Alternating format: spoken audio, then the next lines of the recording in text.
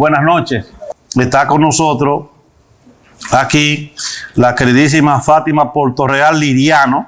Ella va a hablarnos entonces sobre los taínos, usos, costumbres, mitología, creencias y de todo. Con nosotros, Fátima Portorreal. Gracias. Buenas noches, para mí es un placer estar aquí en mi facultad, recordando mis años de estudio con mis amigos que di clase con ellos y qué bueno que lograron ser decanos. Yo me maravillaba. Estudiamos muchas caras conocidas con quien estudié y compartí muchos años. Esta es mi universidad, aunque me dediqué fundamentalmente a dar clases en universidades privadas, nunca abandoné mi universidad, casi siempre en el área de maestría. Y ahora me está requiriendo entrar al sistema de la carrera de antropología y dije, bueno, voy a hacerlo. La verdad es que cuando yo entré aquí a la universidad, yo comencé en física. Es una cosa impresionante. Y por un error de un examen me fui a antropología y filosofía. Y fui en la época, y quiero comenzar así, porque yo estudiaba antropología y filosofía, por eso fuimos compañeros de estudio. A la vez, esa época no te permitían coger toda la materia que tú quieres, y yo cursé todo, pero por desgracia no hice la tesis de filosofía, pero la terminé. Y luego, por eso yo decía, yo tengo una deuda, y Lusitania siempre me hablaba con esa deuda. Y lo que hice fue la maestría en filosofía por el País Vasco, y luego seguí escribiendo y explorando cosas que a mí me interesaban dentro de la filosofía. Y bueno, en el área de la antropología. A mí me han invitado a hablar sobre los aborígenes de la Española y su creencia. Yo quiero comenzar hablando bien. Quiero comenzar con algunos mitos, ¿verdad?, que tenemos sobre esa sociedad. Son sociedades premodernas. Yo prefiero usar la palabra premoderno porque son sociedades que están antes de la modernidad, ¿verdad? Para no meterme en esas conceptuaciones coloniales de primitivo, salvaje, prehispánico, que son dolorosísimas para nosotros, ¿verdad? En nuestro continente, por el mismo sistema de mirada, ¿verdad?, que tenían los castellanos. Lo primero es que no habían español en esa época. España no existía como tal. Nosotros por eso le llamamos los peninsulares, los castellanos, los reinos de Castilla y Aragón, y yo me voy a referir siempre a hablar de ellos como los castellanos, ¿verdad?, que fueron los que tuvieron mayor influencia, etcétera. Los grupos originarios o aborígenes que existían en nuestra isla eran diversos. O sea, aquí no había un solo grupo, es lo primero, étnicamente hablando. Se cree que habían 5 o 6 grupos étnicos distintos. Lo tenemos no solo por los aportes que hicieron las crónicas con toda y su tergiversación e interpretación del mundo, porque todo el mundo interpreta cuando ve al otro, ¿verdad? Todo el mundo tiene una hermenéutica de interpretación. También ellos la tuvieron. La mayoría de ellos hablaban lenguas diferentes, y además de eso, algunos estaban en diferentes procesos sociohistóricos y productivos que no lo podríamos encajar con una sola mirada. Entonces, esos grupos, lo que nosotros conocemos como taíno, no existieron, porque el taíno es un término que se usó en el siglo XX para llamar a esos grupos. El taíno no existió, y eso es un primer mito que tenemos, que hablamos de lenguas, no sabemos ni siquiera cómo se llamaban. Hablamos de lenguas solamente por referencia al padre de las casas. Hablamos de macoriges arriba y macoriges abajo por la lengua. Pero lo que se llaman arahuacos, que se denominan taínos, que ocuparon diferentes zonas, sobre todo las partes más hacia Haití y la parte de la costa. Contrariamente a lo que se piensa, ellos no ocuparon todo el territorio, lo que se llaman taínos, sino solo la parte peninsular y la parte haitiana, que es donde ellos más tenían influencia. Que lo que hoy es Haití, ¿verdad? Porque eso era una isla, no existía el Estado-Nación. Pero un poco para aclarar eso. Entonces, quiero hablar de originario porque en términos políticos, la mayoría de los pueblos actuales de ahora no quiere que usemos el término indígena, primero porque fue un término traído de la colonia y ellos prefieren llamarse primeras naciones pueblos originarios aborígenes, y ellos lo discuten políticamente porque ellos no son indios, ni de la India, ni de esas cosas. Entonces yo por eso prefiero hablar de originarios. Y entonces dentro de esas cosas tengo que definir que eran varias culturas. Culturas distintas, con patrones ideológicos, con lenguas distintas, sueños distintos, divisiones territoriales que son muy marcadas, que la arqueología ha podido demostrar esos lindes de algunos de esos territorios, tan así que yo dividía los ríos y lo marcaban. O sea, esta parte me toca y esta parte no me toca. Y entender que no eran tan pacíficos como se nos han pintado. O sea, ellos tenían hacia la guerra por territorio, por comida, por pleito. Por ejemplo, la sal era una cuestión muy fuerte. Y ese lío entre el cacicazgo de Caonabo, quiero después hablar de eso. No quiero usar como los términos porque Caonabo no gobernaba, era un jefe militar. Entonces, todas esas cosas que nosotros tenemos que aclararlas para poder entender esas sociedades. Eran básicamente sociedades confederadas. No había un solo individuo que gobernaba, sino que era un consejo confederado. El Senado romano estaba formada por tantas tribus, tantos clanes, etcétera, etcétera. ¿Sabe qué es? La mayoría de las sociedades premodernas se sostuvo en relaciones parentales. Lo que nosotros le llamamos los sistemas de parentesco, que son las formas como se organizaban las sociedades premodernas, con diferentes tipos de alianzas, ¿verdad? Y de filiaciones. Entonces, eso es importante saberlo, porque algunos de ellos no estaban confederados en lo que nosotros le llamamos los cacicazgos. Algunos eran tribus no confederadas. Algunos estaban confederados y otros estaban en proceso de convertirse en estado y estaban peleando. Por ejemplo, los arahuacos estaban en pleito muy fuerte con el cacicazgo de Jaragua, estaba en pleito con el cacicazgo de Maguana. Hicieron pacto y eso es cosa interesante. Lo que no le permitió a ellos hacer una resistencia tan fuerte porque estaban divididos y eran enemigos. O sea que estamos hablando, como todos ustedes conocen, de clases incipientes a formar estado. Entonces, vean que es una diversidad de cosas para poder hablar de esa sociedad compleja, no entenderla como una sola cosa, como un conglomerado único, cerrado, sino que eran diversas cosas que estaban sucediendo dentro de la isla.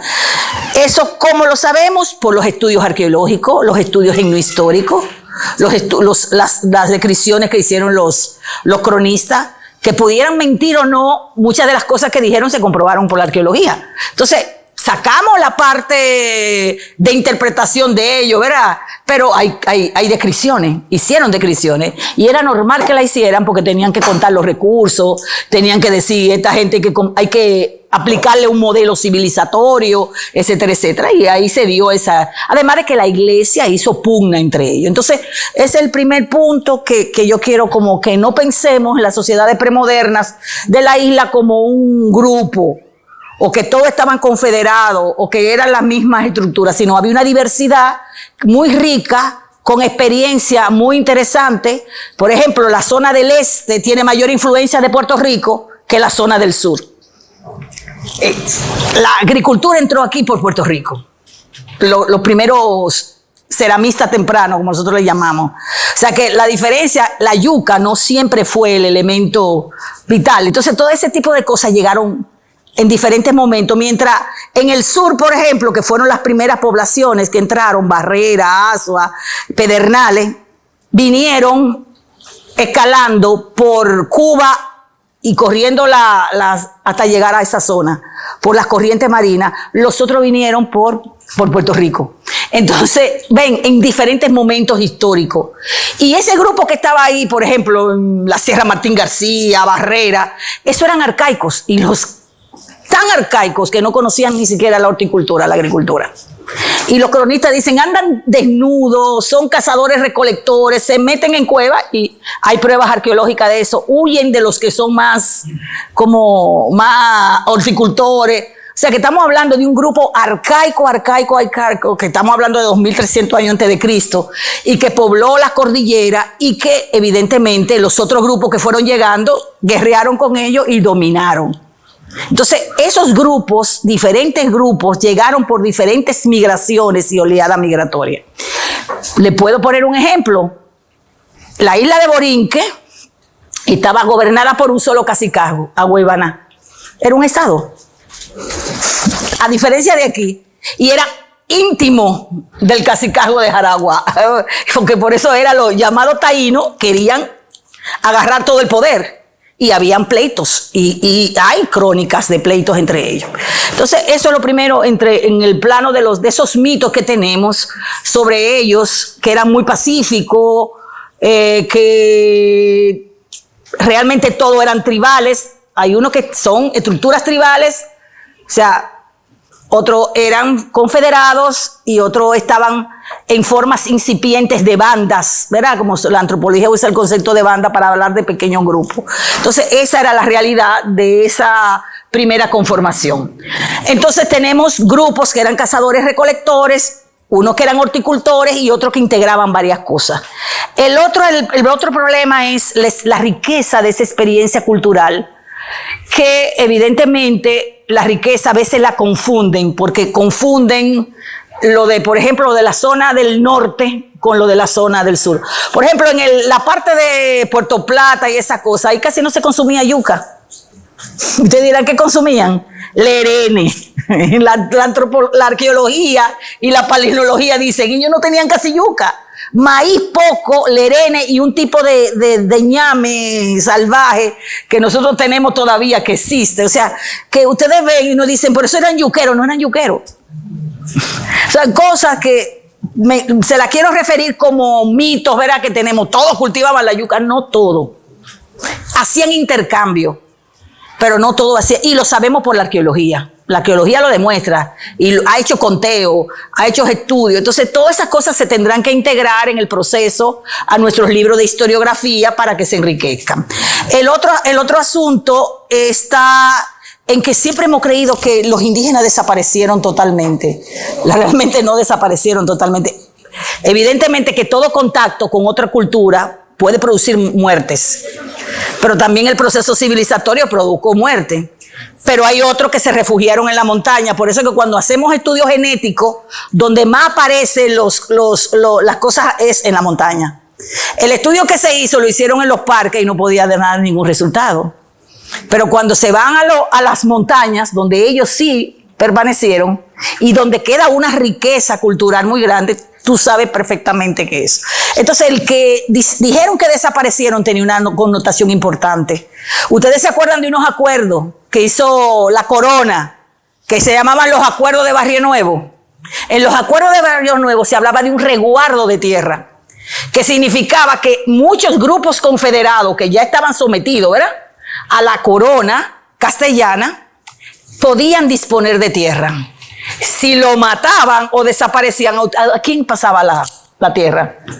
Entonces ya ustedes saben que esos procesos de esos resguardos existen en los archivos de India, y que cualquiera que se considere indio pudiera ir a buscarlo y decir, esta tierra me pertenece. Entonces hay que entender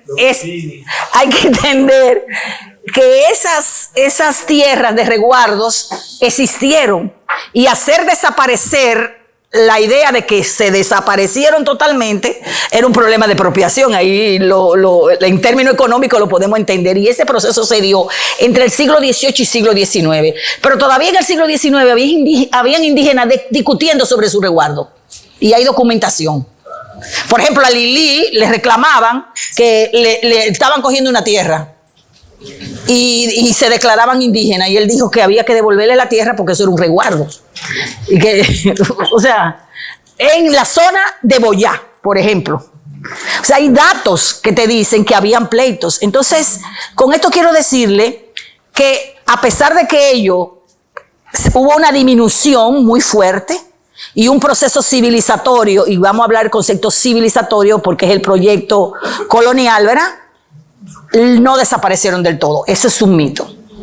Se integraron, se mezclaron, pero no desaparecieron del todo. Y eso es importante que lo retomemos, porque en la cultura dominicana hay mucho que decir sobre la cultura originaria, y que todavía queda mucho de esa cultura originaria. El otro elemento, si resistieron o no la conquista. La mayor parte de mi vida estudiando las sociedades aborígenes sobre la resistencia, sí resistieron, y muy fuerte. Ustedes no se van a imaginar, pues yo siempre pongo el ejemplo, que lo encontré, decían, bueno, los cronistas castellanos eran terribles.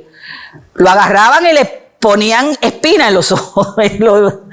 Yo tengo todo un sinnúmero de plantas, que eran plantas de resistencia, así tengo un trabajo, publiqué, que usaban para atacar a los castellanos. Y entre la queja de esas plantas hay varias cosas que ellos usaban para atacarlos fuertemente, haciendo, o sea, tortura. Entonces tú ves esa imagen idílica que tenemos de un grupo que era tonto, muy pasivo, quítensela, que no eran así.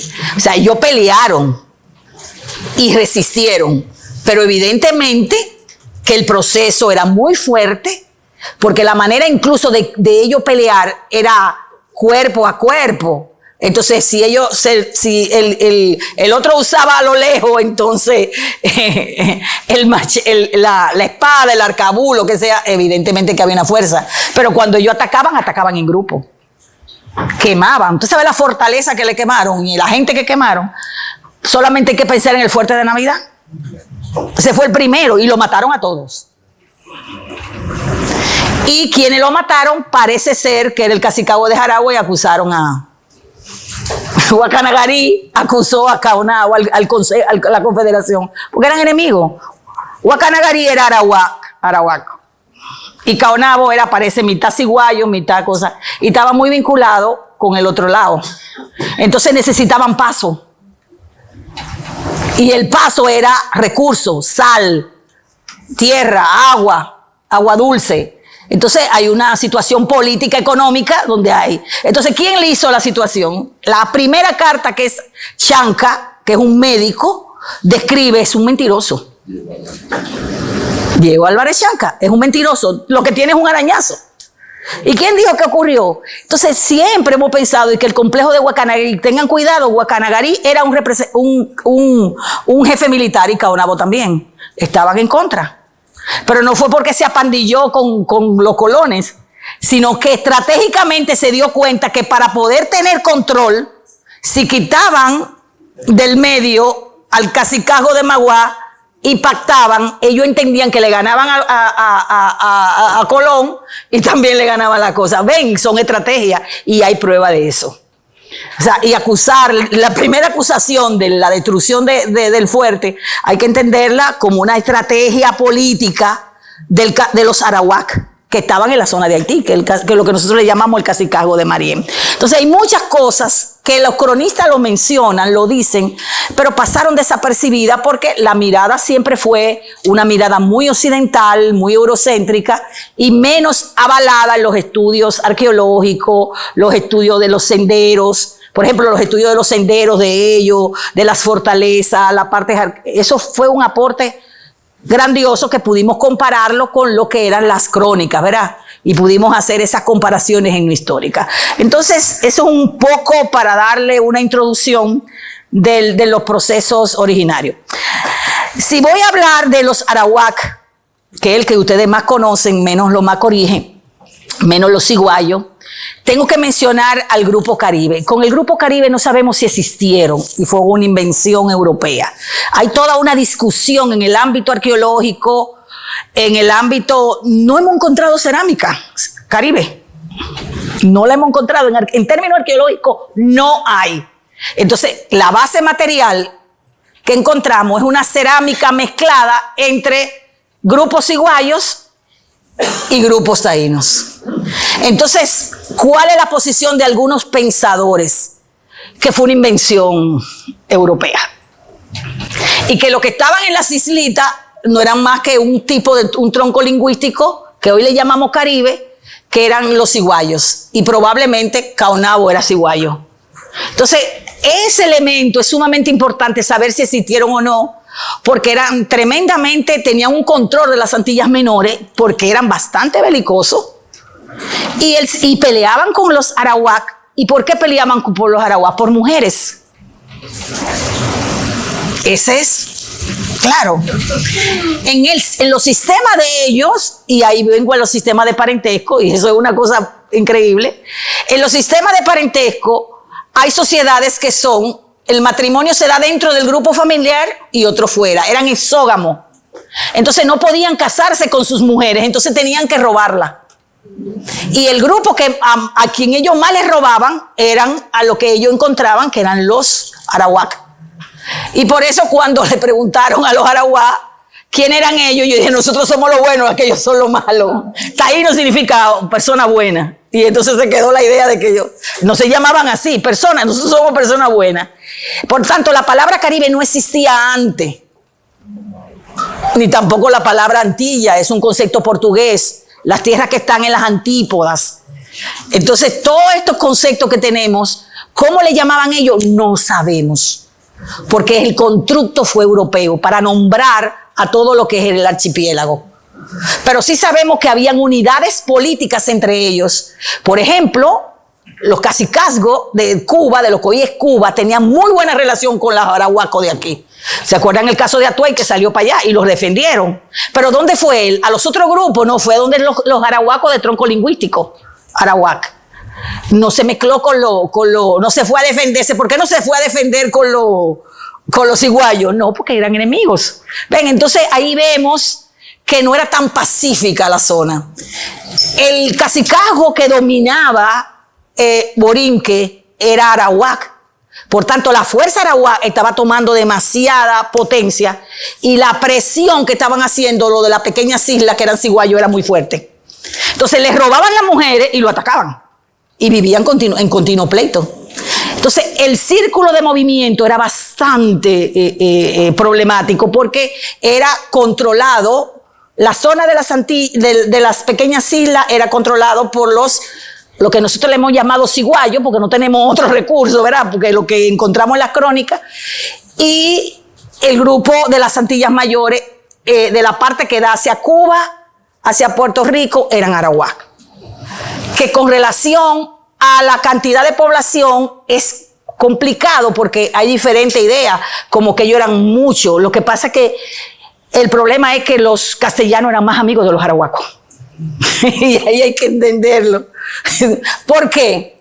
Porque en el proceso civilizatorio, ustedes saben, de acuerdo a los pactos que hizo Colón con la corona, se habló de un pacto importante.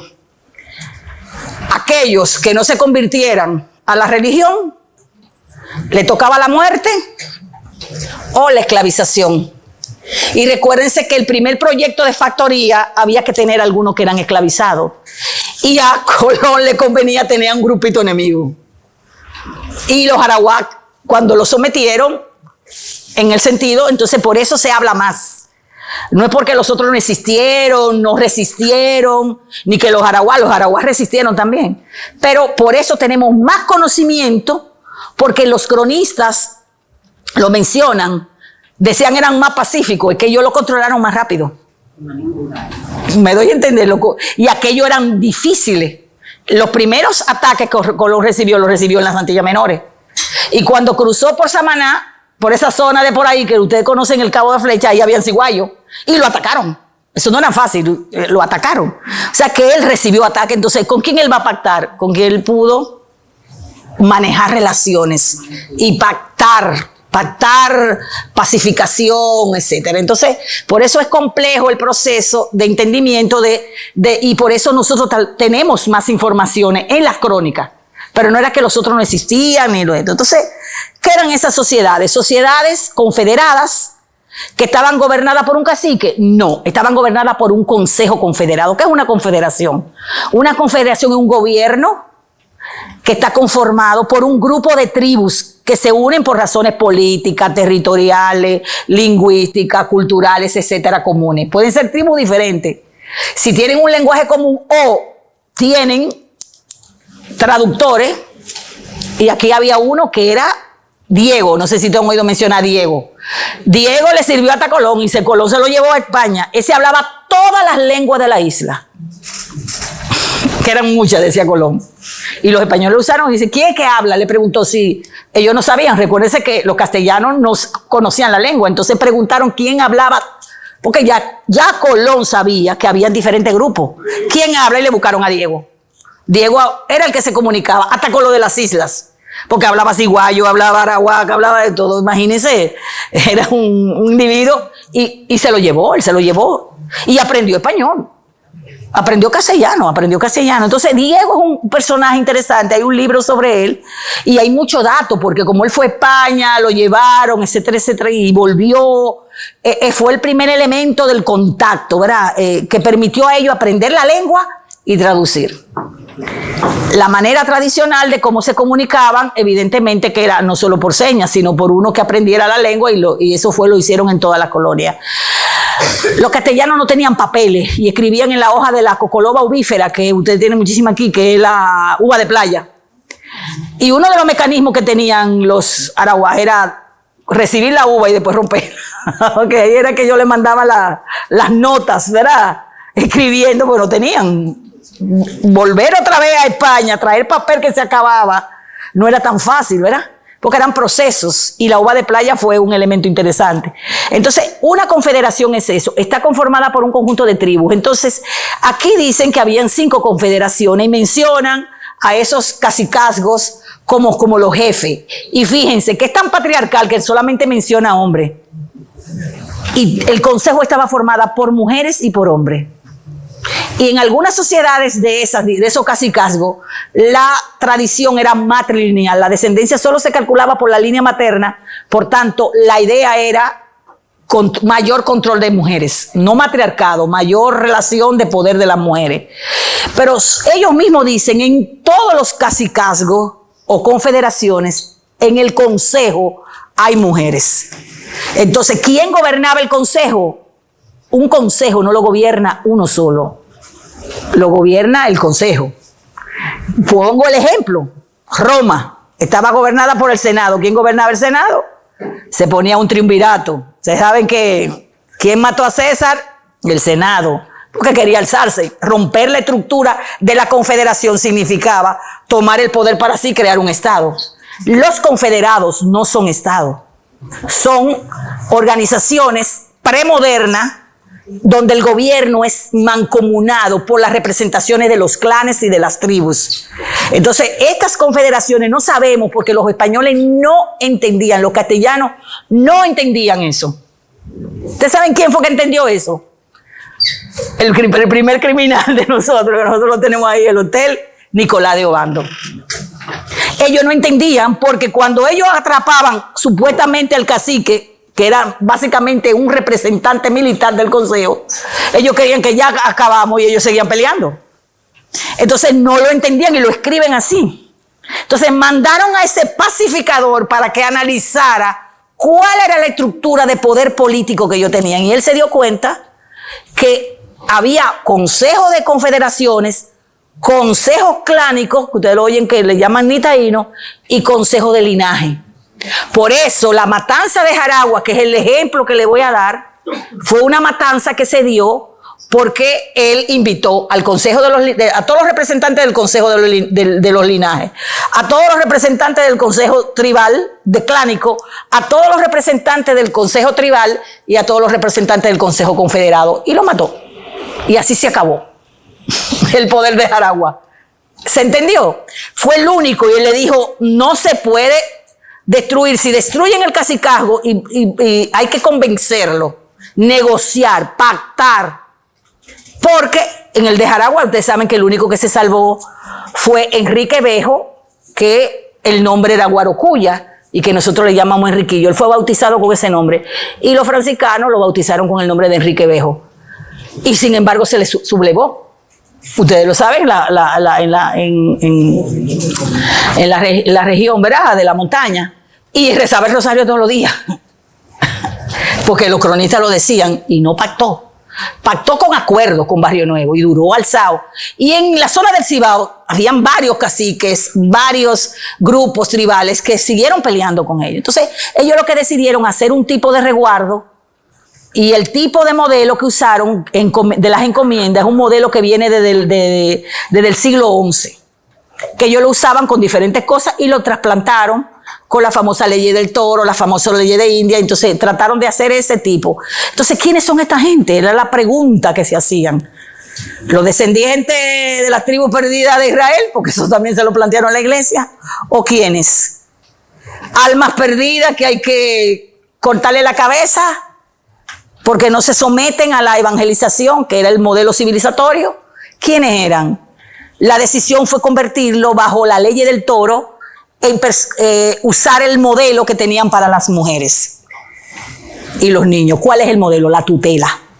Entonces, por eso ellos no eran esclavizados, sino que pasaron para una institución castellana que se llama la tutelación. Bajo los sistemas de encomienda, ellos iban a estar tutelados por un castellano. Y ahí resolvían el problema. Si eres tutelado, eres como una mujer o como un niño. Nada, prácticamente.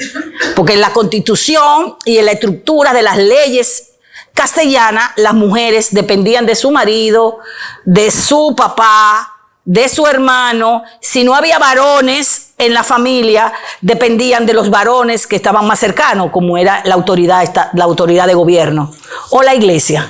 Por eso muchas mujeres buscaban la tutela de la iglesia, porque no podían estar solas, no podían salir solas, no podían comprar ni vender, solo las viudas.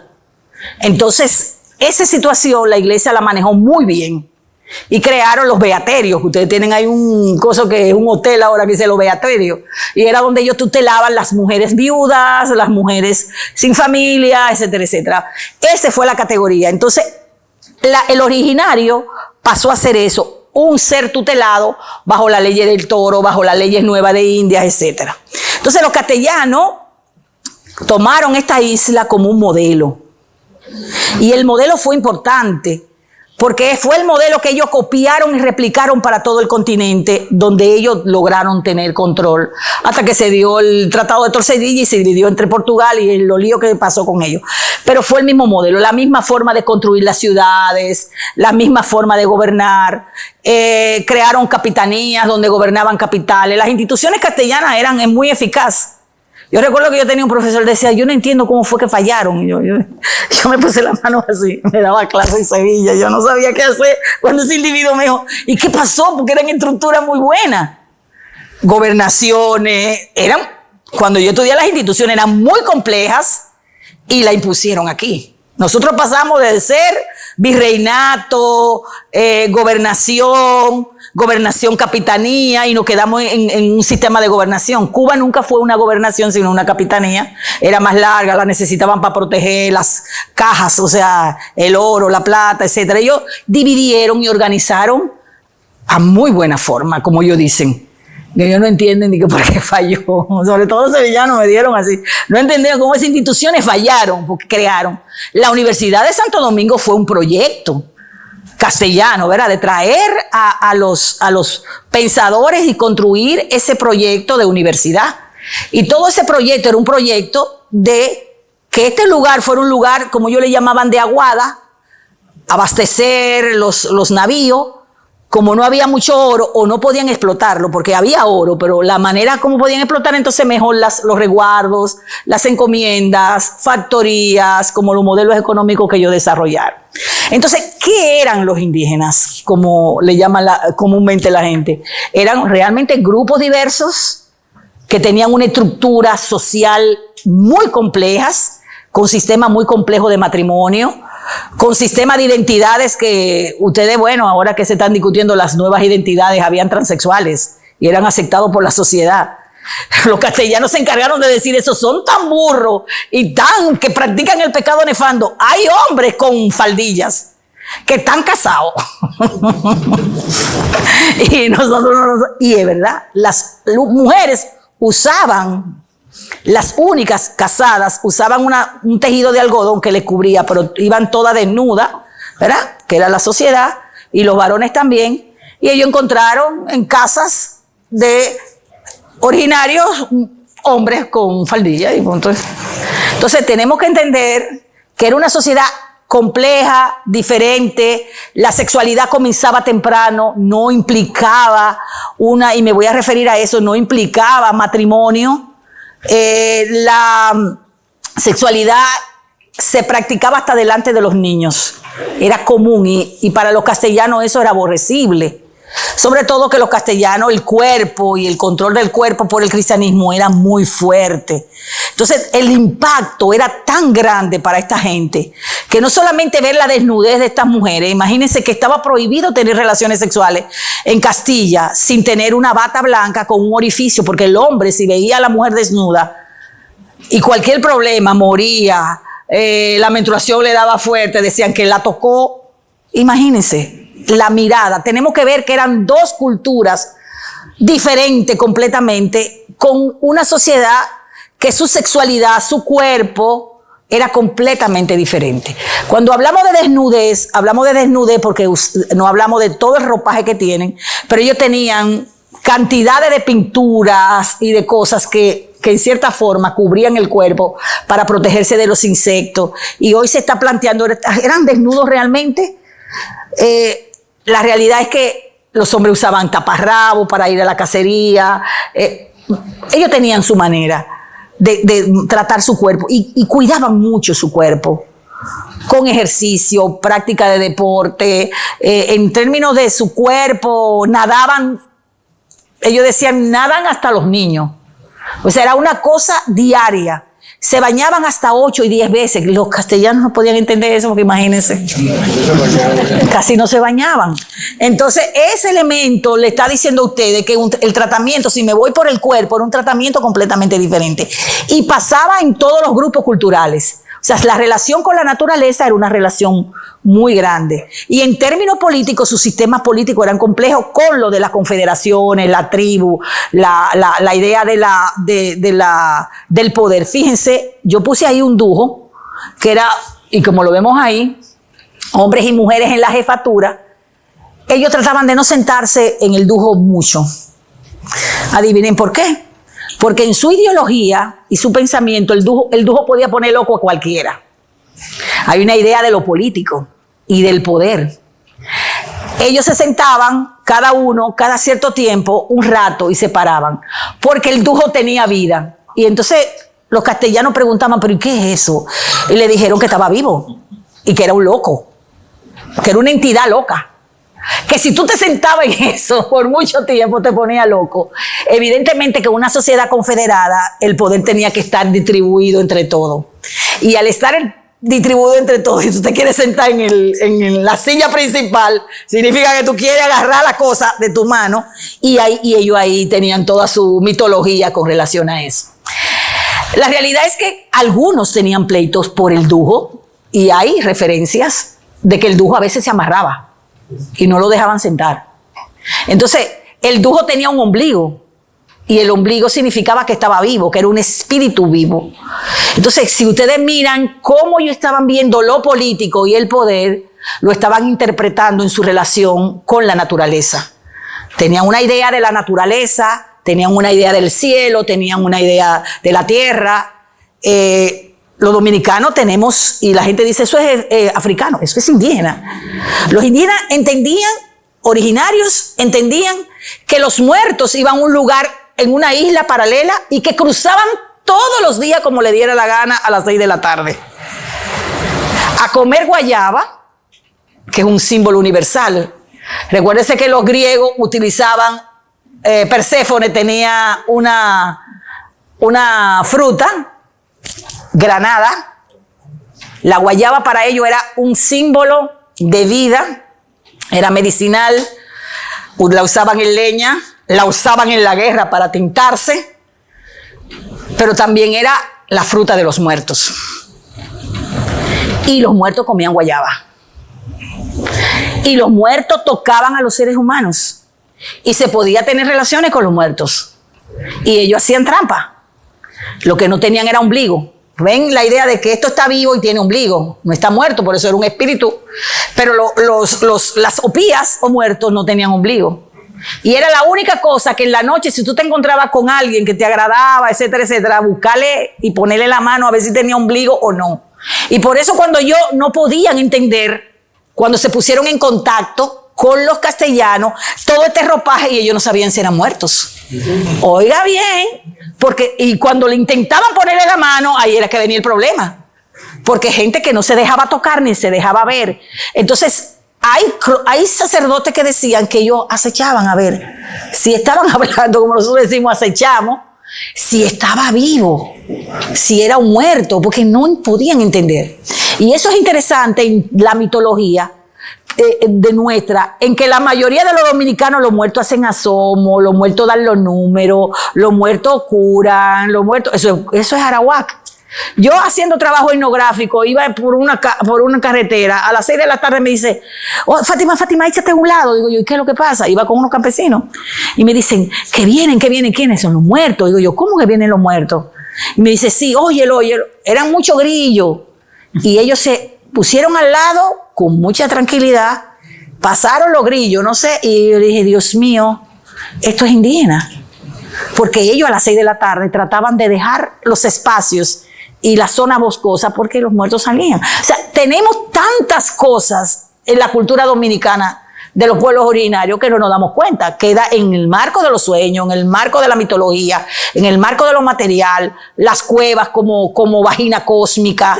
Y yo veo hasta los evangélicos que hacen rituales en la cueva, no han dejado de ir a la cueva. La cueva es como elemento de curación. Dioses y diosas que tenían una trascendencia importantísima. Y esa trascendencia que tenían como Wabansek, que es la diosa del huracán, que era femenina,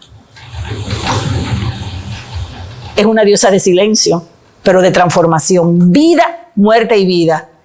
Cuando los castellanos tuvieron todo el proceso, que llegaban los huracanes, que ellos le decían, va a pasar, porque ella se lleva lo que no sirve, una ideología de la transformación.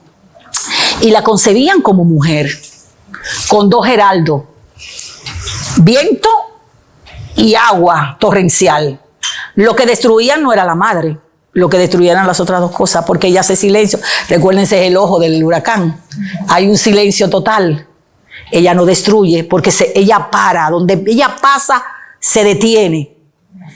Pero lo que está alrededor implica transformación. Entonces las cuevas no eran solo para protegerse. La cueva también eran un paso psicológico de transformación. Y muchos no han analizado el proceso de las cuevas. Todas las cuevas tienen no solo pictografía, eran espacio de volver, porque la Wabansek obligaba a volver al útero para sufrir una transformación psíquica. Y eso lo dicen las crónicas. No usan la palabra psíquica, pero dicen ellos han renovado de esa cueva. Entonces, rituales especiales cuando venían, ellos no veían tanto eso como una destrucción, sino como una forma de transformación. Y eso ellos lo notaron en los Arawak y los Macoriges.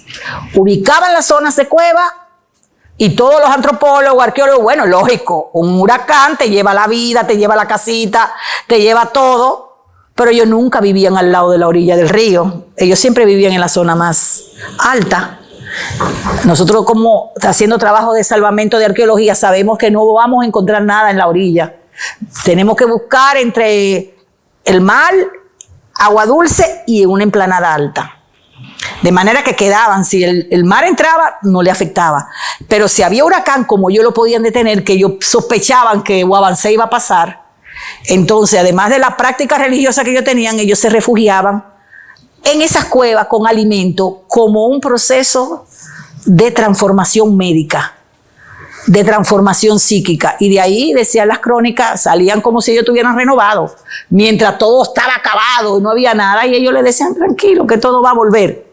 Esos datos son sumamente importantes para también entender cómo la mitología de ellos y cómo esas cosas no se han explicado.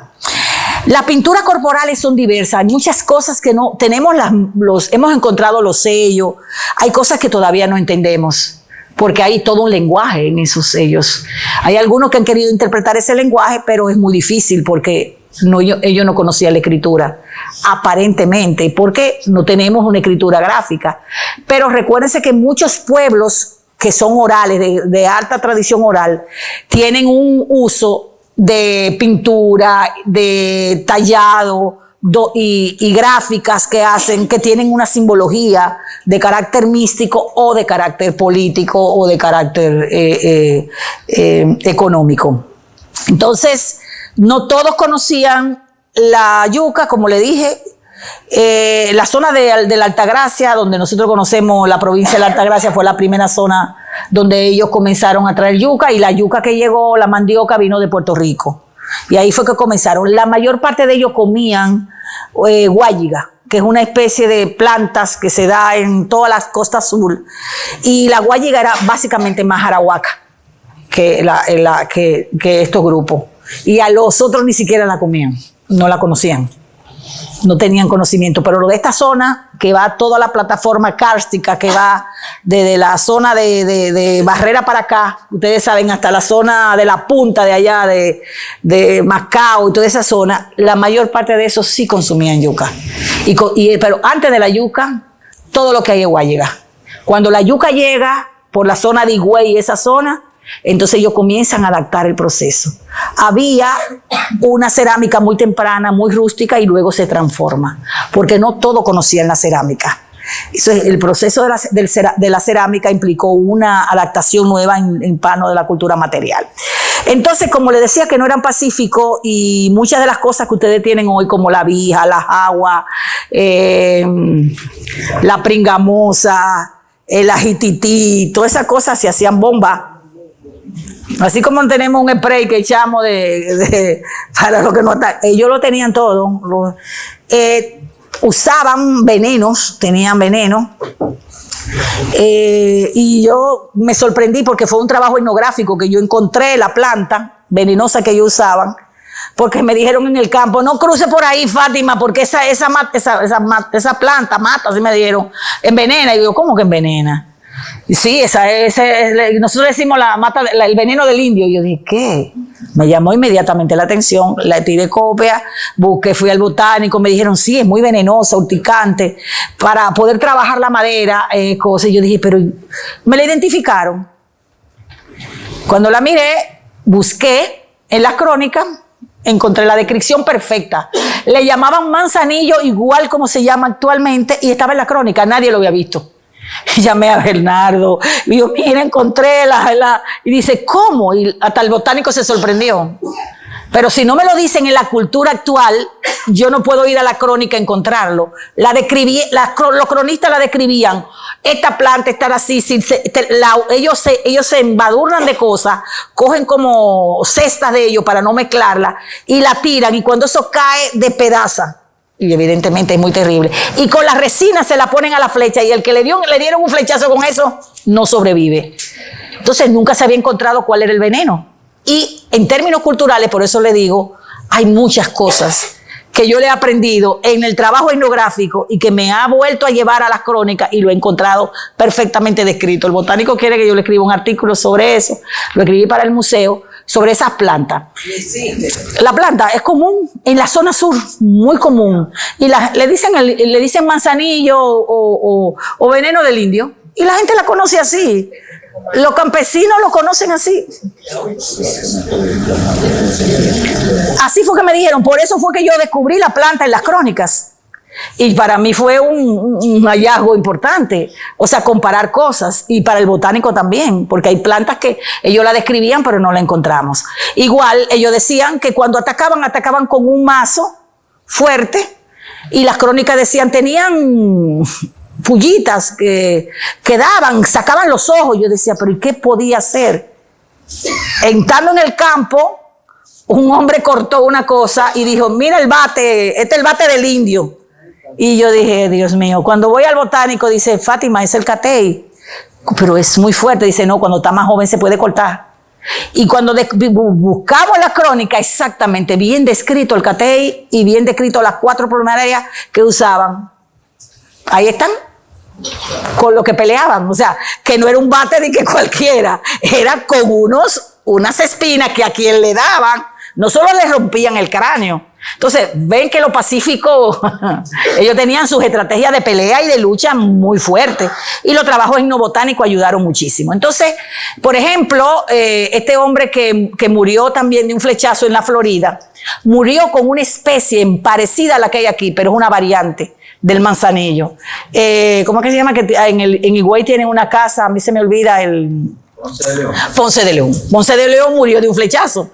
Y el flechazo con que Ponce de León murió fue dado en Florida, y era con una especie parecida a la de aquí. Pero la de aquí es más venenosa que aquella.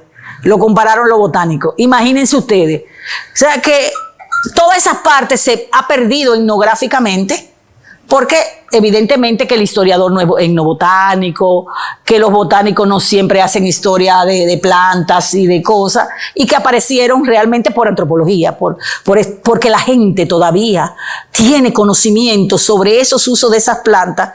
Y por eso cuando nosotros hablamos y discutimos sobre el uso de las plantas medicinales, tenemos que pensar que eran fundamentalmente indígenas. El africano que llegó aquí no podía tener sin ningún tipo de semilla. Y todo el que te dice que los africanos trajeron semilla y que gritaron eso, ténganlo claro, hasta el ano, la vulva, todo, el pelo, todo les revisaban. Las cosas que se trajeron de África, directamente de África, la trajo el comerciante. El negro no trajo. Ahora, ¿quién pudo haber traído cosas? Que eso son cosas que yo he estado rastreando. Los negros cristianizados, que son los ladinos. Porque eso venían en los barcos desde Europa, ya estaban cristianizados y podían traer cosas. Pero los negros, que todo eso que están hablando de la neocolonial, qué sé yo qué, que trajeron plantas, que trajeron tal cosa, no crean eso, no había forma. Las crónicas lo dicen claro. En cada una de esas factorías, las mujeres hasta se les exprimían los pechos por si tenía leche, que no la querían traer. Porque se le envenenaban, señores. Era una pieza, como yo le llamaban, pieza de India. Y si tú traes un veneno y le da a los otros y lo mata, es una mercancía. Entonces tenemos que entender que la mayor parte de las cosas que ellos aprendieron, lo aprendieron del aborigen de aquí, lo que se le pareció, lo copiaron y por tradición buscaron plantas que tenían, pero fue el originario que no tenía problema porque él curó también, los originarios curaban. Hay pleitos porque las mujeres indígenas les sobrevivían más los partos que las castellanas. Entonces los hombres castellanos querían que la partearan las indígenas.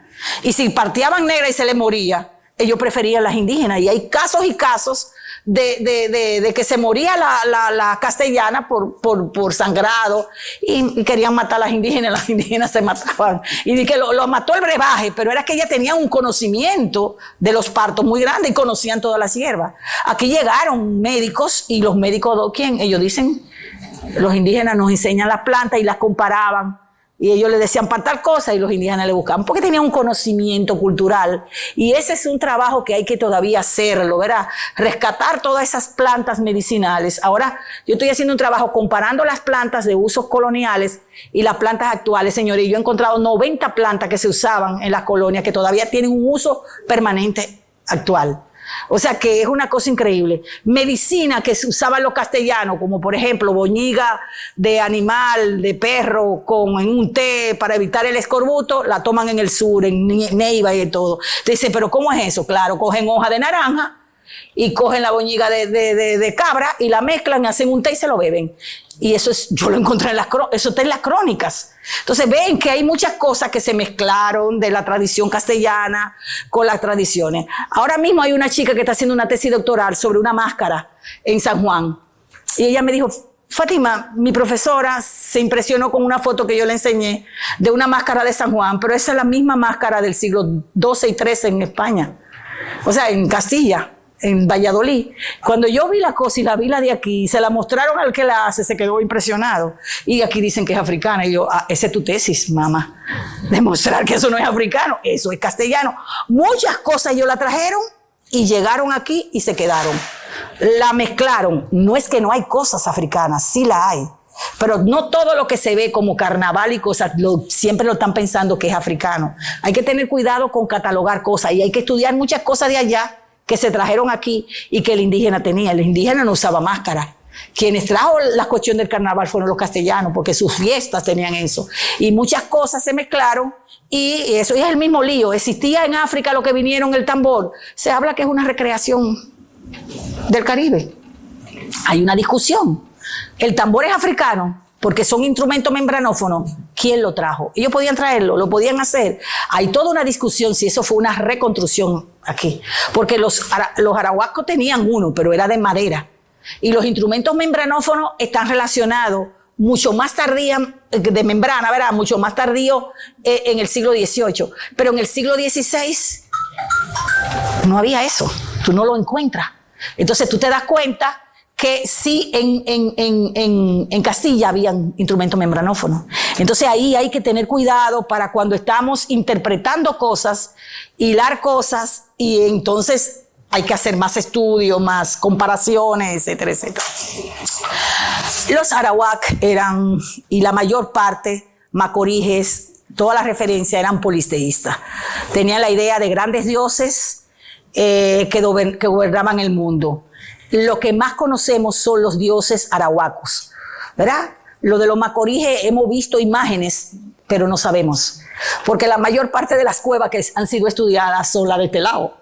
La arqueología está trabajando intensamente del otro lado. Sin embargo, aquellos tienen unas cosas aladas que son sumamente interesantes, que la encontramos en todo el arco artillano y hasta en Puerto Rico, que son las figuras aladas, que son preciosas, pero eso no se encuentra en el arawak y no sabemos qué eran. Y la hacían con caracoles. Y sabemos que eran tantas y que la colgaban, que tenemos pensado que tenía algún referente divino, pero no podemos explicarlo. Entonces, en el campo de los dioses arawak, había una importante diosa que aquí está cambiado el nombre, no sé por qué. Atabey es esta y Yocajú la otra. Esos dioses importantes, el Atabey era una gran diosa madre. En la cultura matrilineal esa diosa madre sí funcionó, pero ya no tenía tanto poder.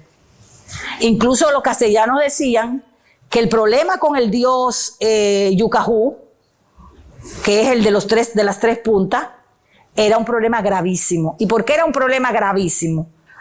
Porque Yucajú había que enterrarlo y orinarlo. Y ellos concebían un dios de fertilidad, que era supuestamente hijo de Atabey.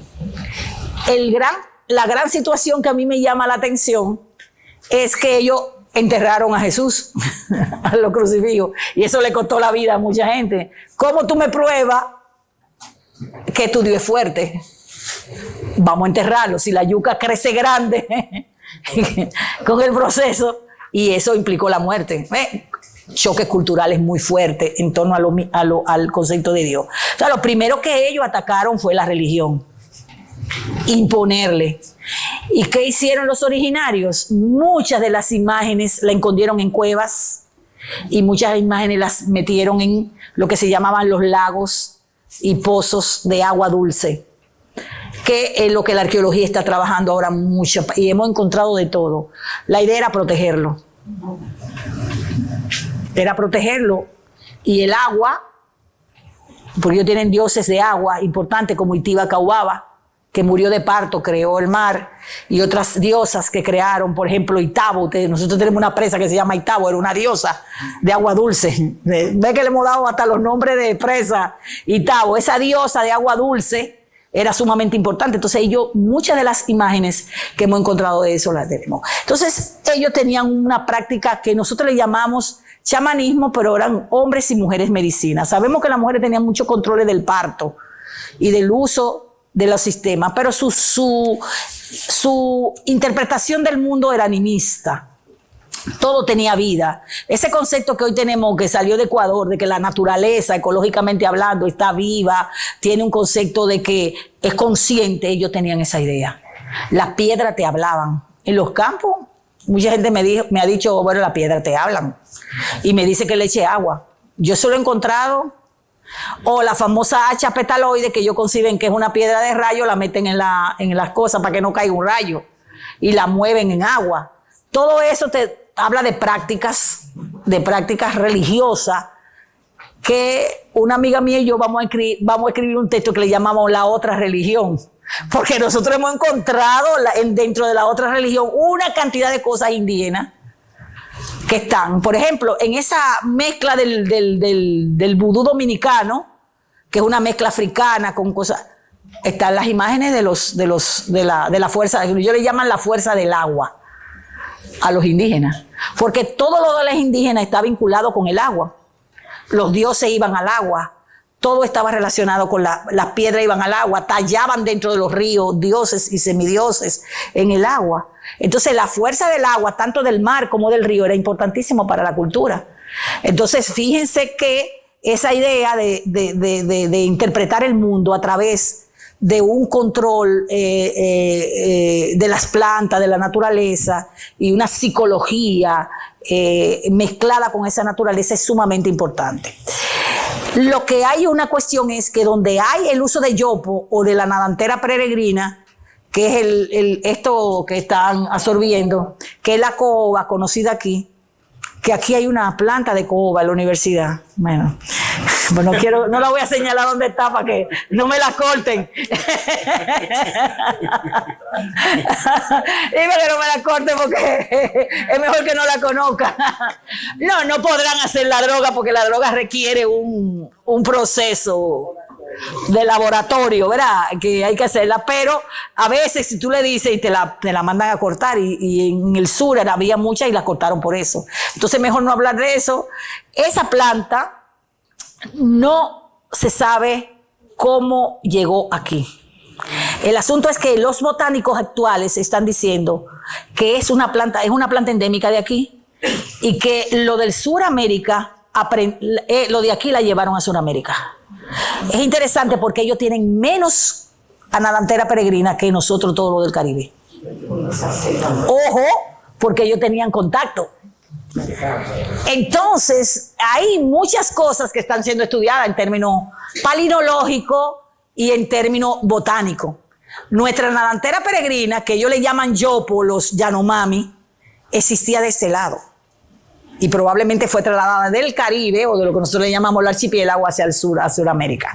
Entonces, ¿qué pasa con el yopo o la nadantera peregrina? Que es un alucinógeno, eso es DMT. Ese alucinógeno provoca un estado de éxtasis, en los cuales ellos, básicamente hombres, lo usan. No sabemos. Han querido explicar que el uso del yopo o la nadantera peregrina es una cuestión fundamentalmente masculina y que es denigrada. Yo pienso que tiene que ver mucho con la fisiología de la mujer, porque el yopo implica vómito, una serie de convulsiones, y probablemente ellos estaban diferenciando eso. Entonces, alguna gente ha querido decir que el yopo podían controlarlo y lo podían usar las mujeres. Yo creo que ellos protegían el hecho porque las mujeres sí tenían conocimiento de hongo, y aquí hay muchísimos hongos alucinógenos, y usaban hongos alucinógenos porque ellos lo decían, y era manejado básicamente por las mujeres. Yo creo que el yopo, más que decir de poder como planta psicodélica, era un problema de proteger la condición del cuerpo femenino por la fertilidad y cosas así. Pero también en Sudamérica son hombres. Entonces el yopo era un mecanismo de curación chamánico.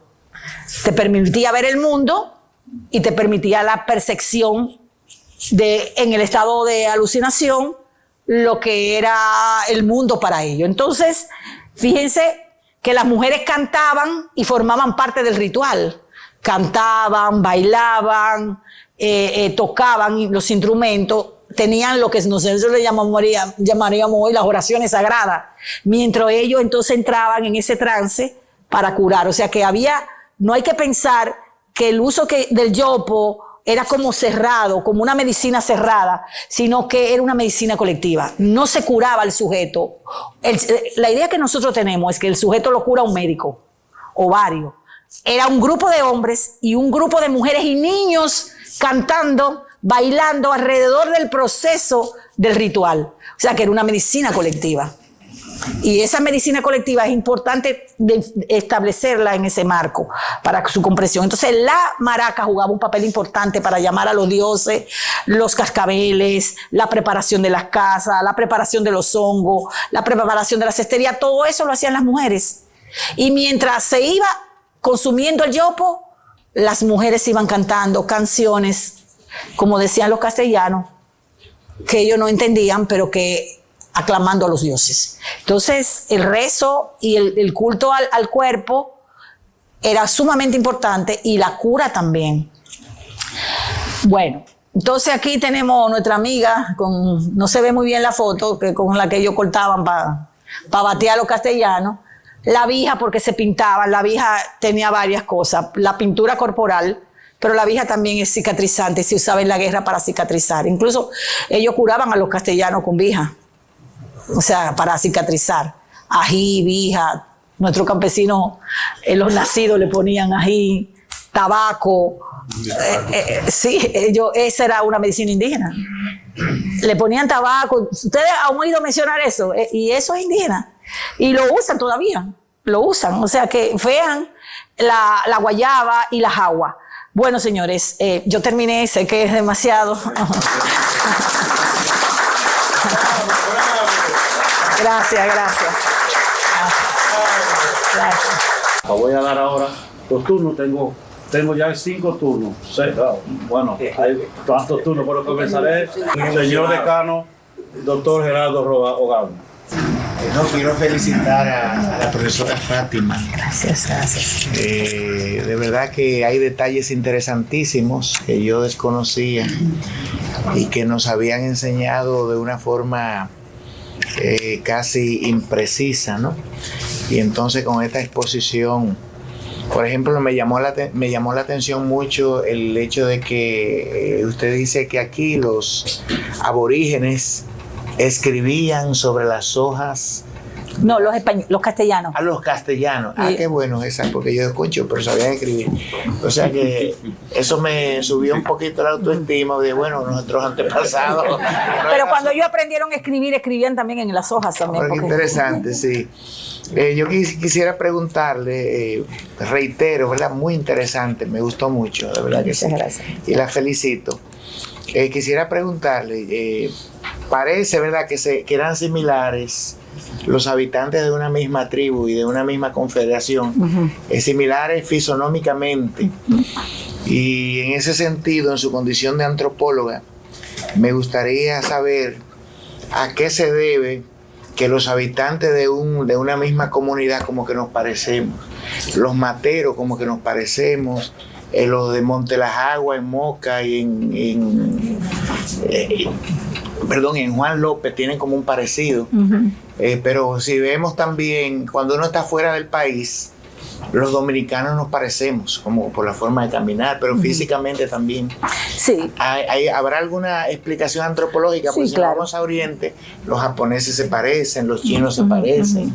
¿A qué será que se debe? Sí, fíjese, usted dijo que usted de la mata, usted tiene características, el epicanto indígena. Yo cuando lo vi, y que usted lo vio, en esa zona yo he encontrado mucha gente y se ha hecho pruebas genéticas de ahí. Una cosa es los dientes en pala y el epicanto muy parecido, y no tienen mezcla con chino. Es unos rasgos. En San Juan de la Maguana, las matas es muy, muy fuerte los rasgos que quedan. Y ustedes lo tienen, increíblemente. No, sí. La cuestión de lo parecido es que cuando uno se va mezclando entre el mismo grupo, las características biológicas quedan pendientes. Entonces hay algunas características que quedan como determinantes. Eso es lo que hace parecer a un grupo mayor, porque si son comunidades pequeñas y se van casando entre ellos, aunque sea de manera exogámica, entonces en términos genéticos quedan determinados rasgos como dominantes. Pero cuando te ven gente de fuera, por ejemplo, cuando la gente viene aquí y dice, pero todos son negros.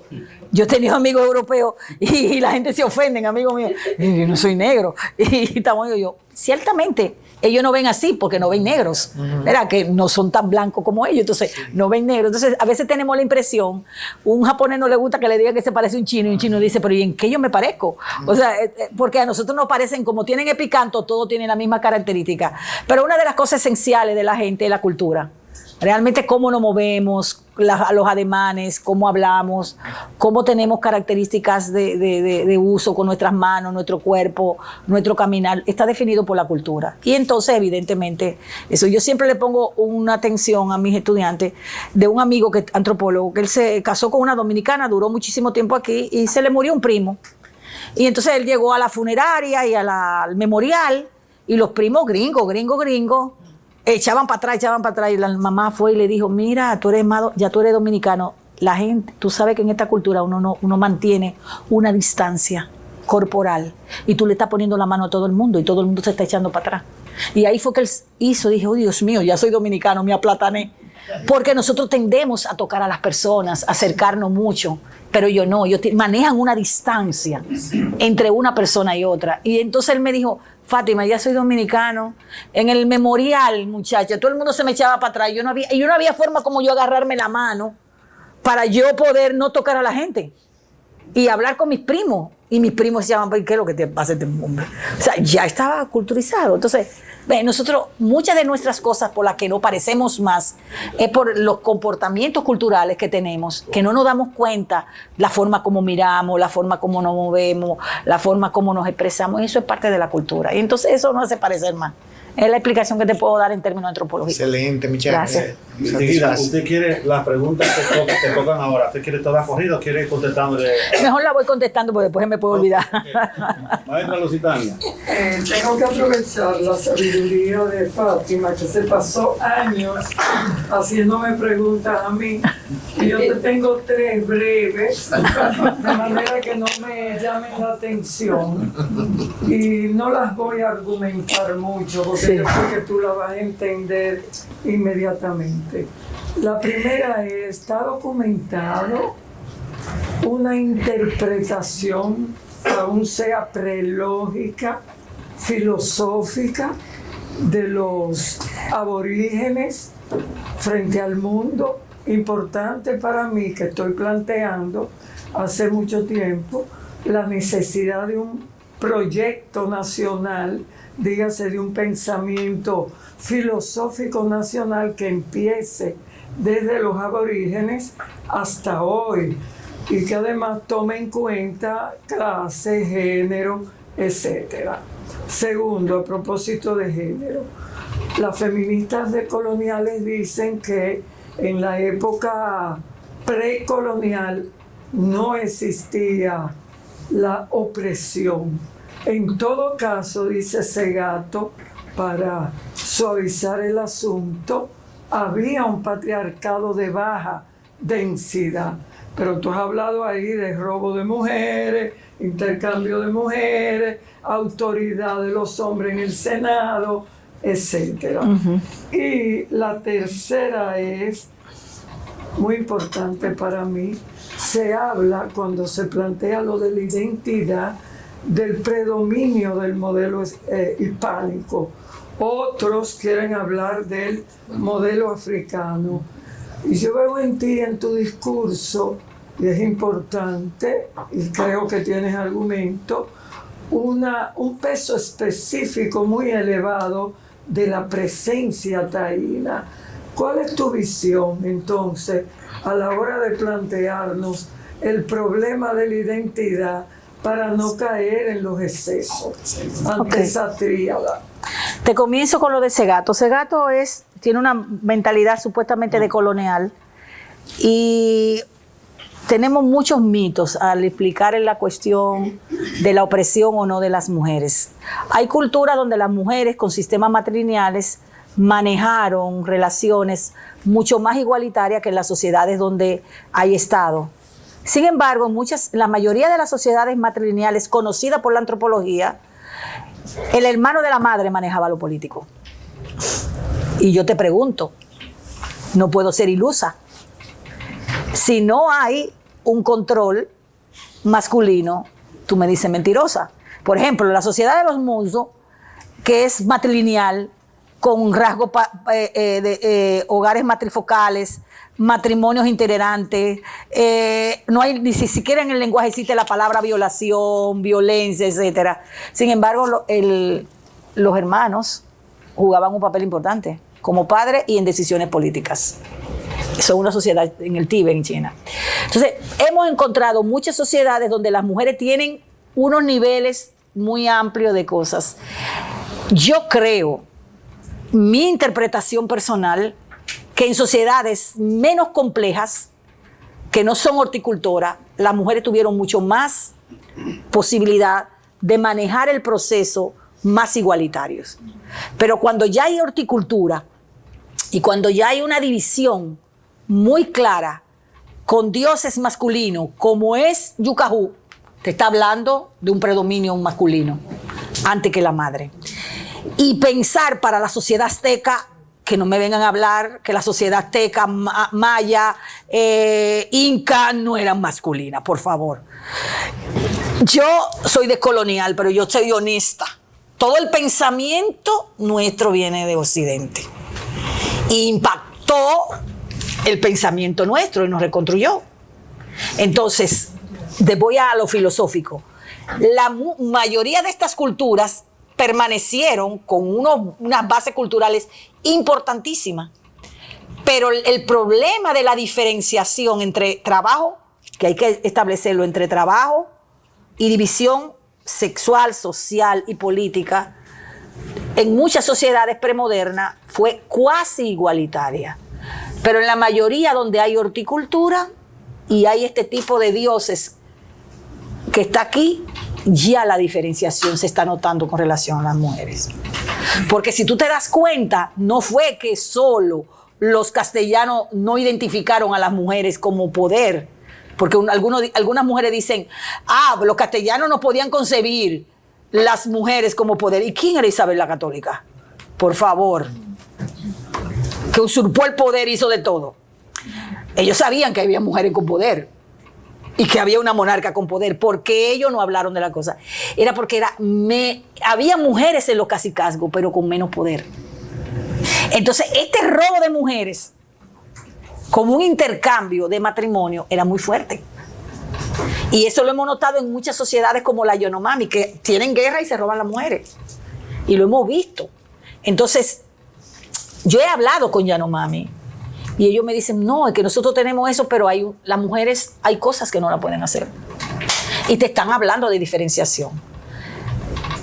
Yo no creo en el matriarcado universal, ni el patriarcado universal que ha hablado Bachofen, ni Engels, ni nada de eso. Ni que fue una cosa. La realidad de la humanidad es diversa y cada cultura desarrolló una diversidad de cosas que no la podemos unificar con esa categoría de linealidad o multilinealidad. No lo sabemos. Pero que hay culturas donde se impuso el dominio masculino, casi siempre esa cultura estaban con clases incipientes, como los cacicazgos, y con construcciones de ese tipo. Entonces, si Segato me está hablando, ¿de cuál me está hablando? De la de cazadores recolectores, donde había que todo estar juntos. Claro, vamos a cazar juntos. No es verdad que tú vas a dejar y que la mujer en una cueva o en una casa, todos vamos a hacer el trabajo. Ese tipo de sociedad de banda es más igualitaria. Pero las sociedades donde estamos ya con este tipo de estructuras económicas, hay diferenciación. Y no es verdad que está por debajo. Porque es que hay una diferenciación muy grande, incluso hasta en el poder de los religiosos. Y el poder de los religiosos está, y en eso no se equivocaron los marxistas, está muy amparado con la idea del control económico. La religión y las clases van muy unidas, y el Estado y la jerarquía, y tú lo sabes muy bien. Entonces, sí se puede hablar de una filosofía, pero hay que reconstruirla porque no la hay. No, por la mirada tan estrecha que hemos tenido colonial, no lo hemos podido construir. Pero yo creo que es un desafío trabajar ese concepto de la naturaleza que ellos tenían, trabajar esos conceptos porque está ahí. Hay muchas cosas que están ahí que se puede plantear. Y muchas cosas de esos dioses, de esas entidades que increíble, que son valiosísimas para nosotros poder plantearlo. Y ese concepto de animista que es muy europeo también hay que quitarlo. Pero uno usa los recursos que tiene. Entonces hay que reconstruir categorías nuevas para poder interpretar ese mundo. Y sí hay información. Hay información. El problema es que no se concebían inteligentes. Se concebían menores. Entonces, ¿cuál es la filosofía que se iba a hablar? La colonial, ¿verdad? Y entonces, pero sí hay filosofía. Y cuando las feministas me están hablando, las feministas de coloniales, y me hablan de los aztecas como la cosa, y señores, los aztecas eran esclavistas, los incas eran esclavistas, y la situación de las mujeres ahí no era fácil. Era un imperio esclavista. Sí, y las niñas. Entonces, hay muchas cosas que tenemos que desvincular. Hay grupos tribales en la Amazonía, en la sociedad, muchas gracias, en las diferentes cosas que sí tú puedes hablar de más o menos cuestiones igualitarias y puedes hablar, pero si tú me pones, yo soy amiga de los peruanos, indígenas, de Ayacucho y todo ese grupo, y ellos me decían, Fátima, hay que instaurar lo suyo. Yo le decía, sí, pero ¿qué era lo suyo? Los 4 suyos eran enclaves incaicos, esclavistas por muchísimas cosas. Yo no lo voy a discutir a mis amigos queridos, originarios, que tú sabes que me vinculo mucho con ellos, sobre eso. ellos dicen oponernos a Perú y a Lima a instaurar lo suyo y nosotros vamos a volver a lo suyo.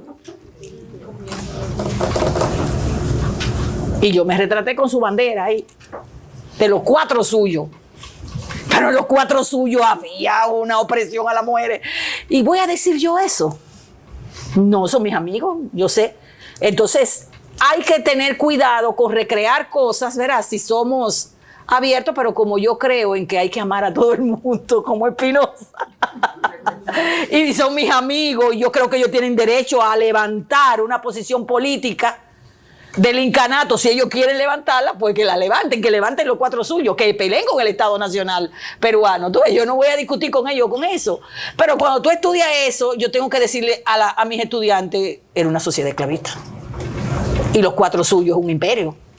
Y los mayas hicieron desastre con todo el grupo. Entonces, valoramos eso, y yo lo valoro, pero también tengo que entender que hay sociedades que complejas, tan complejas y tan bandidas como la fueron los que llegaron.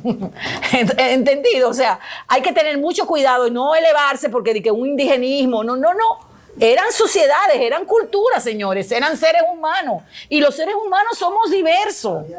Políticamente tenemos cosas. Entonces, yo puedo decir que me gusta la sociedad indígena, pero tengo que entender que están atrapadas en el sistema político, en el sistema económico, y yo no la puedo poner como una cosa ideal. Yo puedo reconstruir los valores que yo puedo reconstruir de igualitarismo, porque yo creo en la igualdad. El que no cree en la igualdad, bueno, otra cosa. Otros valores, que el pensamiento, como tú te lo planteas, que yo creo que hay que reconstruirlo, sí. En ese sentido, yo creo que eso hay que trabajarlo, valorizar ese amor hacia la naturaleza, hacia el bosque, hacia el árbol, hacia las entidades que ellos entendían. Y eso es fantástico, que hay que trabajarlo, pero hay que trabajarlo. Y los filósofos están llamados a hacerlo. Lo que pasa es que también no le daban, los antropólogos no le pasan los datos, no le pasan los datos arqueológicos, o porque ha predominado un pensamiento, básicamente. Despojarnos de todo lo colonial, yo no creo posible. Porque detrás de los grandes pensadores filósofos descolonialistas está Heidegger, está Platón, está Aristóteles. ¿Cómo nos despojamos? Están todos. Entonces, podemos ser honestos, estamos queriendo construir un pensamiento decolonial, yo lo apoyo. Lo vamos a construir ¿de cuál? Porque había una diversidad de culturas. Entonces, vamos a construir un modelo universalista también. Entonces, es un cuestionamiento que yo me hago, tú ves. Lo que yo creo que podemos rescatar toda esa filosofía de esos pueblos y plantearla como una posibilidad a discutir y a reflexionar sobre esos mundos con toda la validez. No sé si te contesté las 3 y eso. No, bueno, la del peso específico del indigenismo. No, yo tengo una concepción muy práctica. Para mí la identidad es una construcción. Y yo no tengo ningún privilegio sobre lo indígena, ni sobre lo africano, ni sobre lo... Porque, fíjate, si yo estoy aquí y uso este vaso o un tenedor, el tenedor viene de lo árabe. Ninguna cultura está exenta de haber tenido contacto. Son muy pocas las culturas que no han tenido contacto. Se encontró una cultura por el Océano Índico que no había tenido contacto y flecharon de una vez al lago. Significa que alguien intentó, ¿verdad?, hacerlo. Todos estamos imbuidos del otro.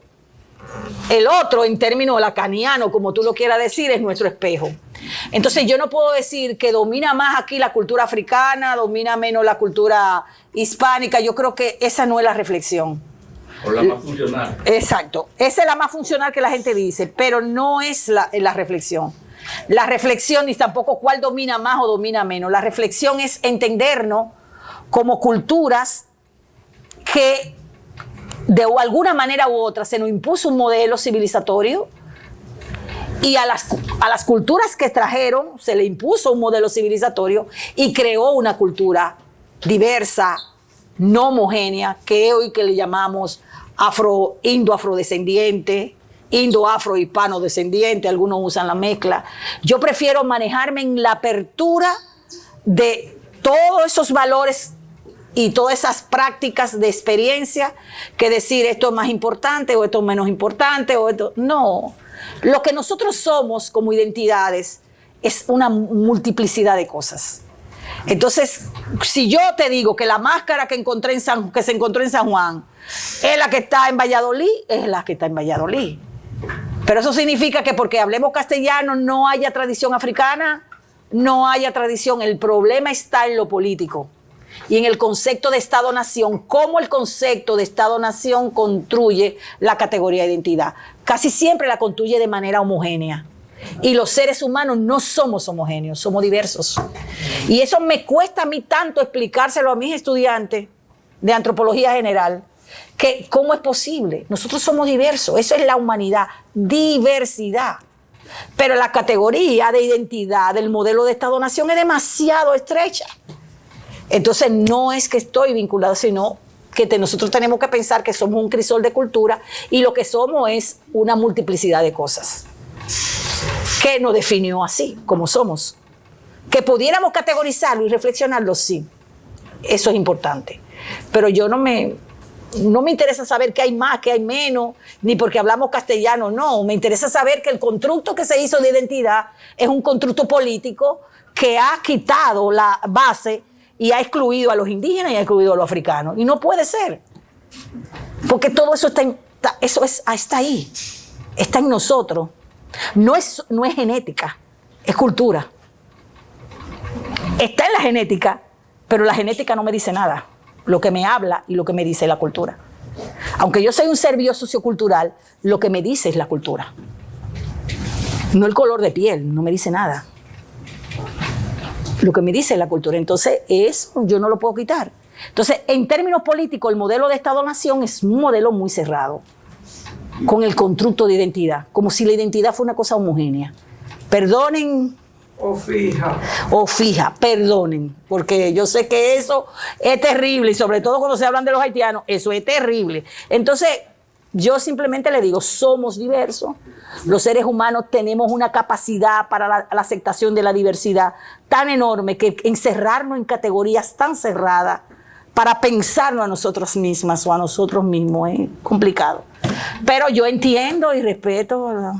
Julio Minaya, la compañera y la otra compañera. Hagan la pregunta. Estamos ahora precisamente en mi curso de pensamiento filosófico dominicano, tratando el tema precisamente el primero, que es este. Tengo 3 preguntas brevísimas. Fray Ramón Panel. Fray Ramón Panel, con su libro Relación acerca de las antigüedades de los indios, ¿qué valoración le da a la profesora Fátima? Macoríes. Tenemos 2 Macorís, uno en el este y otro en el norte. ¿Por qué? Los Macoríes estaban en 2 lugares diferentes. Y última, excavaciones en Pueblo Viejo de Asua. ¿Qué valoración usted tiene de ese trabajo? Terminé. Wow. Mire, Fray Ramón Panel es un elemento interesante porque fue el primero que se interesó por hacer un diccionario arahuaco que se perdió. Ojalá que lo podamos encontrar. Pero de él hay una referencia que él fue el primero que hizo. Si lo encontrásemos, en los archivos lo han buscado los historiadores con uña y pezuña y no sabemos qué pasó. ¿Se perdió en el tiempo o puede que exista? Pero muchos refieren, incluso las casas lo refieren, y lo refieren otros que aprendían arahuaco con ese diccionario que él hizo. O sea, que él se encargó, como diríamos, un primer etnólogo, ¿verdad?, de trabajar la parte indígena. Entonces, el valor de él es interesante porque, a pesar de que es un sacerdote, con toda la hermenéutica que él tenía, cristiana y todas esas cosas, recogió información que yo la he podido contactar en arqueología.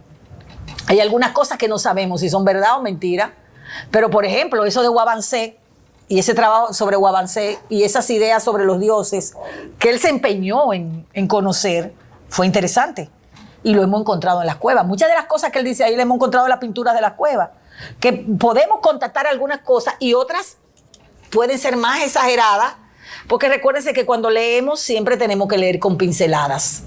Si la arqueología no me habla de eso, él me habló, pero entonces lo estamos buscando. Pero si no aparece, yo no puedo decirte que es verdad. Pero si él te habla de unos rituales y una cosa que aparecen y te lo aparecen en una pictografía, entonces tú dices, wow, él describió. Entonces, en ese contexto hay muchas cosas que el libro tiene su validez. Hay otro trabajo de él que se consiguió un historiador sevillano. Yo tengo que conseguírtelo porque lo estoy releyendo y para mí fue magnífico, que es como una cosa que él está como describiendo y eso se encontraron como en unos documentos, en unos manuscritos copiadores, que es sumamente interesante. ¿Podríamos decir que fue el primer etnólogo? Sí, con toda la deficiencia que pudiera tener un sacerdote observando otra cultura. Claro, pero él dio aportes. Y muchas de las cosas que hemos encontrado en paneles, por ejemplo, el trabajo de Anamuya que hizo Glenis, que es un panel, en toda América solamente hay 2 piedras así. Y él habla de eso, que dibujaban cosas. Yo, estudiando las cosas junguianas, dijo, pero ¿y estos símbolos que son muy universales? Me encontré con esos arquetipos universales. Digo yo, pero Glenis, junguiano, pero mira, este símbolo que él lo está trabajando para esta cultura, míralo aquí. Y están al lado de una mujer que está en cuclillas como si fuera a parir, que nos llamó muchísimo la atención. Entonces, ¿qué está pasando ahí? Estaban en los procesos alucinógenos de hongo, de no sé qué, que pintaron eso ahí, no lo sabemos, porque hay cosas que están desconocidas y él las señala. Entonces, el valor del trabajo de él es importantísimo para iniciar un proceso. Lo que habría es que hacer trabajo comparativo con la arqueología, con la palinología, y entonces eso te permite a ti acercarte. La verdad nunca va a ser conocida. Yo por lo menos no creo. Pero una interpretación ruda, ¿verdad?, que uno puede hacer comparando cosas, etcétera. Y con eso, yo no trabajo el siglo XIX porque me mataría con este país. Porque cada vez que encuentro un documento del siglo XIX con ese concepto de Estado-Nación y cosas, yo dije, ay Dios mío, pero mira lo que están diciendo esos locos. Y para no pelearme con los patriotas. Entonces yo dije, yo no trabajo siglo XIX, yo trabajo hasta el siglo XVIII. Porque hay cosas que salen ahí en documentos que conseguí en España, de historiadores españoles y cosas que pasaron y diplomáticos que te rompen todo eso. Yo digo, ay Dios mío. Entonces, fíjense, hay que trabajar siempre con la posibilidad de mirar varias caras. Yo creo en eso, en la reflexión de ver varias caras. Y en ese caso te digo, él es importante porque él retoma eso. La otra no me acordé qué fue. Lo Macorige. Macorige es un término que se usó como toponimia en diferentes zonas, como Macorí. Pero existe Macorí de arriba y Macorí de abajo y es en el norte. Y las divisiones, yo tendría que ver el mapa, dónde está, lo que tú me dices. Si es Macorí, Macorí de San Francisco de Macorís. Toda esa zona del norte tuvo influencia con los grupos, no Araguá, sino Macorige. Y eso se sabe por la cerámica. O sea que ahí hay un referente. Lo que tenemos que buscar la cerámica y ubicar en los mapas donde se han encontrado. Porque ahora mismo hay una gente que está trabajando toda la parte de los Macoriges y lo que está saliendo ahí es voluminoso, que todavía no se conoce porque ellos están escribiendo. Entonces, muchos términos también se trasladaron de un lugar a otro porque la tradición de la toponimia lo hizo. Pero eso en ese sentido. Lo de la arqueología de cosas, bueno, que escaben, no van, yo no creo que encuentren Enriquillo ahí. Pero que escaben. Yo no le quito la validez. Todo lo que se puede excavar, se puede excavar. Y soy amiga de ella, pero sé que excaven. ¿Por qué? Porque no hay problema. Pero si están buscando Enriquillo, yo dudo que lo encuentren. Si hay dinero, que sigan excavando. La arqueología es eso. La arqueología a veces, señores, Catherine está buscando a Cleopatra, pero ella encontró como una piedra roseta que yo le dije, mira, lo que tú encontraste para el aporte de la humanidad, eso es más grande que buscar a Cleopatra. Y ella me dijo, sí, yo lo sé. Yo dije, tú puedes seguir buscando a Cleopatra, pero ese aporte es como un Champollion. Ella se encontró una placa que no se conocía, que describía todo un fenómeno que es para la ciencia historiográfica es lo más valioso. Y cuando yo la vi, yo le dije, te felicito, porque buscando una cosa te encontraste otra. Esa es la vida. Y que le dé connotación a Ser eso. Y que, pero ella que si quiere seguir buscando Cleopatra, que siga buscando. Pero eso, lo que ella debe darle connotación, eso que ella encontró, que rompe la historiografía que se conoce. Y se lo han dicho, pero ella sigue buscando a Cleopatra. ¿De qué es la placa? Es una placa del periodo ptolemaico que no se conocía. Es lo más valioso que describe y rompe con muchas cosas de la historiografía tradicional que se tiene sobre esas cosas. Y ya la están estudiando. Entonces eso, señores, es la vaca catapultada como un champoleón del siglo XIX. No Cleopatra. Entonces, Ya comenzó a catapultar. sí, entonces eso es bueno. Ahora, toda excavación, si hay dinero que excaven, porque aquí no hay dinero para excavar. Y ese es un problema arqueológico. Yo no creo que encuentren a Enriquillo. Ojalá, pero Enriquillo no está ahí. Por datos de situaciones donde se habla. Hay 2 boyas, recuérdense. Hay 2 boyas y 2 iglesias. Y no tenemos claro de cuál es de las 2. Y la que menos ha sido excavada es la que está por de Plata. Por esa- Y ahí hay grupos indígenas. Y habían hoyos de agua. ¿Por qué? Y él estuvo por esa zona. Entonces, no sabemos. Yo creo que hay que explorar todas esas cosas y después se vayan para allá a ver qué es lo que van a encontrar. Carolina. Lo mío es un aporte más y es relacionado con la sífilis, que está documentado y hay 3 posturas. Sí. Pero se hizo una tesis relacionada con el Guayacum Santum y que en la crónica está todo, hasta lo que hay que hacer post sanación.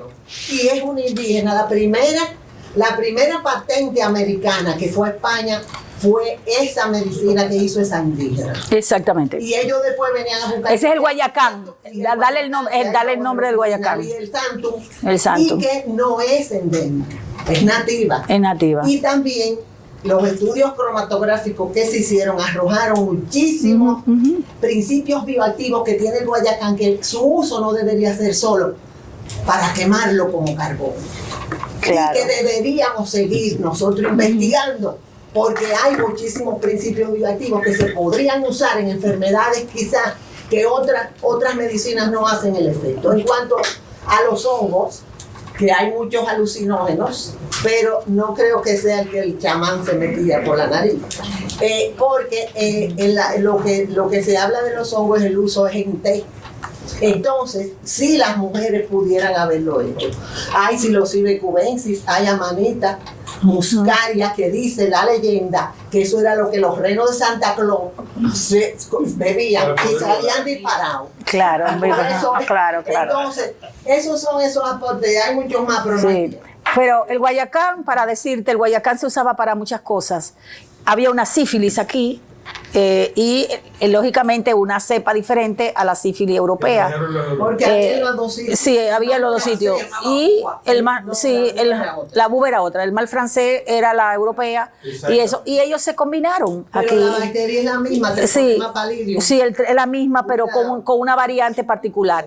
Ellos la curaban con Guayacán. Ellos usaban el Guayacán como un elemento importante también para la piel. O sea, el Guayacán ellos lo tienen como referencia por muchas cosas. Y las crónicas los dicen. Pero claro. Y eso se vendió. Te digo que como tú decías, y yo lo busqué en la crónica. Sí, eso está clarísimo. Todo de verdad. estaba igual, así mismito. Lo describen así mismo. Oye, yo no voy a hacer preguntas, voy a hacer un breve comentario sobre, como tú mencionabas, palabras rituales, que no sé qué, yo solo, tú hablabas del ombligo, de que estaba vivo, que no sé qué.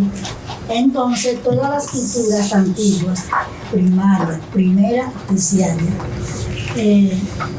tienen la muerte en un lugar como un capítulo especial en la existencia humana. Y en África, cuando la persona se enfermaba, más era envejeciente porque por su alimentación tan natural duraba muchísimo. Ellos le hacían un cuartito, le ponían una hamaca y una mesita y lo alimentaban hasta que murieran. Ahí se quedaban en ese cuartito que era su casa para siempre. En China, que ahora están celebrando el Año Nuevo Chino, vienen los faroles, ya hicieron antes de ayer algo y así. Hacen una mesa, eso allá todo el mundo, es una tradición, es un ritual. Todo el mundo se sienta en la mesa y todo lo que se murió el año pasado, el anterior, todo lo viejo, y jóvenes. Le ponen su plato y le sirven su comida como si estuviese vivo. Sí. Bueno, en la India se habla de abandonar el cuerpo. No se habla de muerte, sino abandonar el cuerpo. Sí. Entonces se supone que si abandonó el cuerpo, sigue el alma viva y se le tiene ese respeto. Pero ellos creen en el karma. Y eso puede comenzar, si tú estás embarazada o qué sé yo, hacen sexo, puede entrar como hija tuya, como el esposo del otro, etcétera. Porque se cree que todo lo que estamos aquí fue que en algún momento antes estuvimos en diferentes maneras, nos tratamos y ahora estamos por cualquier razón reunidos. Esa es la creencia. Entonces no me puedo alargar mucho porque no estoy haciendo un programa de rituales milenarios. La guayiga todavía, yo estoy comiendo chola. Claro. Que me encanta. Y los boqueticos de San Cristóbal. Exacto. Es de guayiga. Pero la guayiga es muy venenosa. Entonces, como Lusitania siempre me mete el pie para que yo me caiga. Entonces, déjame decirle a Lusitania que en todas las culturas antiguas, mira, ahora mismo yo leí hace poco que uno de una tribu de África tiene 26 esposas. Quiere decir que yo no lo veo del punto de, incluso en la Edad Media y en todos esos siglos que uno ha tenido que se habla de que incluso la familia a los jefes, a los reyes, etc., le ofrece sus hijas, pero es como para asegurar el futuro, ¿tú ves? Que no es De opresión. Dilo. Muchísimas gracias, maestra. Un fuerte aplauso. Gracias a ustedes. Gracias, hermano. Gracias a ustedes, gracias.